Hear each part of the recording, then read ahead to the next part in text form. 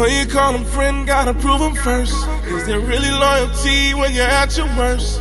We need to hit raw like the wire. You're looking for some truth, I'll supply it. If you want it too soft, this ain't them. You gon' choose a law over sin. They just some uncut gems. They just some uncut gems. We was diamonds in the dirt, just grinding in the turf. Our mama go berserk, trying to keep from riding in the hearse. Now we lines in the work, sons of Zion, we the church. Different color fringes is looking vibrant on my shirt. Until I'm lying in the dirt. I pray to be a fire hydrant with this word, like a geyser on the curb. How do you feel about the rape, rob, and murder of Black, Hispanic, and Native Indians, Indian Americans? I think it's fucked up. Why? Why? Why? Which part of the question? The rape, rob, and the murder done in America. Yeah, I mean, it's horrible. Why? Why is it horrible? Why? Because it's people who deserve to be treated better. What's your ethnic background? I'm part of the Indian. And then part what? American. American, so pretty much European and then part Indian? I guess, man. I've never met a... Can I take a guess? Let's take a guess. The Indian part of your family is on your mother's side. Yeah, I knew it. How'd I know it? Now here's the thing, you're a man, right? You carry seed. If we, on an agricultural level, whatever you plant into the ground, whatever seed you plant into the ground, what's going to spring up? Whatever that seed is, right? So you are what your father is, understanding that, right? So when we ask you that question, and you say it's all types of messed up, and you say because people should be treated better, what do you think should happen for those people, or for the wrong that was done to those people, and the wrong that's continued to be done to those people? What do you think should be done? To the person who's done it?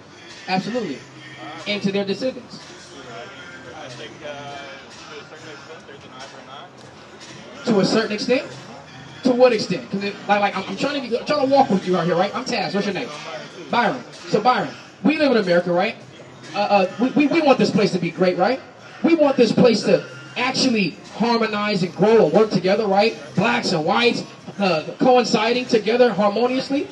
Only way we can do that, we have to get to a certain understanding. So when I ask you these questions, I actually want to get to a better place, right? Because you're probably a generation above me, and if I can get an understanding with you and then maybe reach out to my own generation, we'll have a better outcome, right?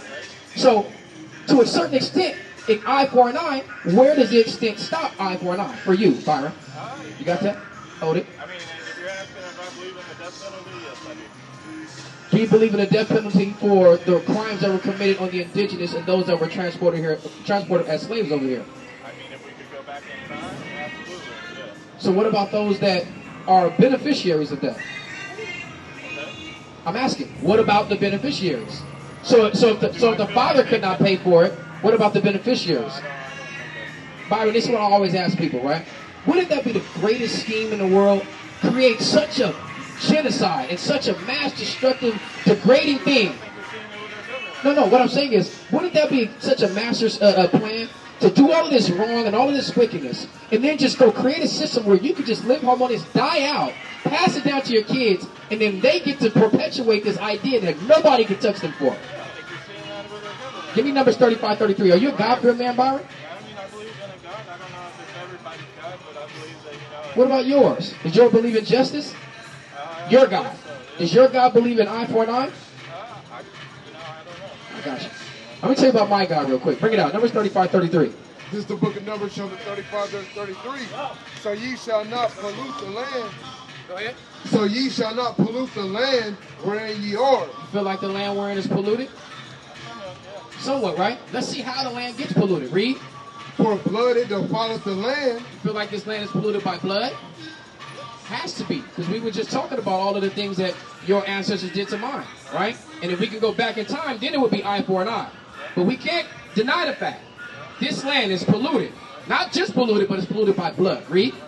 And the land cannot be cleansed of the blood that is shed therein.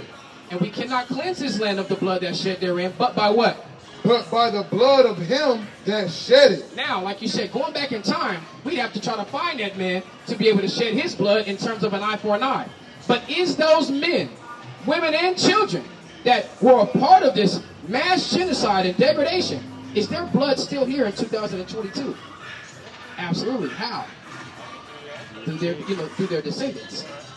So we can't cleanse the land of the blood that shed therein, but by the blood of him that shed it. You understand eye for an eye. You know why, Byron? Because if it was you, and if the roles were reversed, and I was the descendant of somebody that raped, robbed, and murdered your ancestors and have continuously benefited and have continuously thrived off of the work of their ancestry, you know you wouldn't be okay with that. You know you'd walk around here with a... But I'm saying, you know you would walk around here with a lot of anger, a lot of hatred in your heart. Now, I'm not saying I have that, but I want to be able to work together with myself and Byron. How do we come up with something? I mean, I think, as far as religious reasons, everybody, if they have... But why is it that our religious reasons match up with your personal reasons? Eye for an eye. You guys are reading out of the scriptures, so I'm not that religious. I'm reading out of a book. Right, okay. This is a record book. Okay. This is a book that was written by a man that speaks the same things or similar things that this man, Byron, is speaking that I'm talking to. Okay. Do you believe in who the world calls Jesus Christ? I believe no. No? What do you have against Jesus Christ? I don't have anything. Why? You found out he was black? What happened, Byron? You found out he was black, he said, I don't know about that. Let me show you the words of my black Jesus Christ. Revelation 13, go ahead. This is the book of Revelation 13, verse 9. If any man have an ear, let him hear. Byron's got ears. Let's read. Go ahead. He that leadeth into captivity. Did you guys lead into captivity, Byron? You guys? You guys. No, sir. Not this guy. This is happening. Okay, let me ask you a question. Did your ancestors lead into captivity? I mean, as far as my Indian ancestors... or as Listen, far as my you don't have Indian ancestors. You are what your father is, Byron.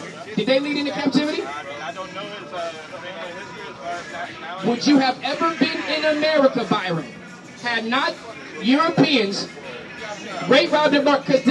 Because this is your ancestry. That's how you got over here, and that's how you became a part of it. Go ahead. Just real quick, Byron. You don't get to make yourself an individual, right? Did the people in Hiroshima and Nagasaki drop bombs on Pearl Harbor? No, but did they have to get bombed? Because these are national crimes. These aren't individual crimes, right? So you're an American, right? That's what you said. These are the crimes of America. You don't get to detach yourself from America's crimes just because you personally didn't do it. Because guess what? If a country wants to strike America right now, you could be walking down the street minding your business. You could have had you can actually be an opponent of whatever politician called whatever shot that is making this retaliation happen, but you're still going to pay because your nation is responsible. Go. That's right. Not to mention, if you didn't take them into captivity, at what point in time were they let go from captivity? Because here's the thing, like you said, you wasn't the one that actually grabbed him and threw him there, but you're the one here now keeping him there. You are now the overseer, the taskmaster, and now the representative of the captivity that your ancestors created. When were they ever let out of captivity? Because I can agree with you. You say, well, it wasn't me. Okay, cool. But if you still run the prison yard, if you're still operating and working in the prison yard or the prison system, when did you ever let these slaves go? Never. They're still here. So how do we rectify this? He that leads into captivity, read, shall go into captivity. another concept of 549. And here's the thing, this is the reason why we point this out to you, because it's easy, and this is why we always point the blame on the current state and the current generation of the enslaver. Because it's easy for you to just have this conversation and then turn around and say, all right guys, I gotta go, and I'm out of here. You just got to go, get to go live and go on your merry-go white life. And we still have to, the people that you're talking to still have to deal with the residual effects of the enslavement of their ancestors. So you guys are going to have to answer for that. Thus saith the Lord, my God, and the God that's actually ruling over you as well, whether you like it or not. To lure, Byron. Thank you guys. Byron. Byron. Go ahead.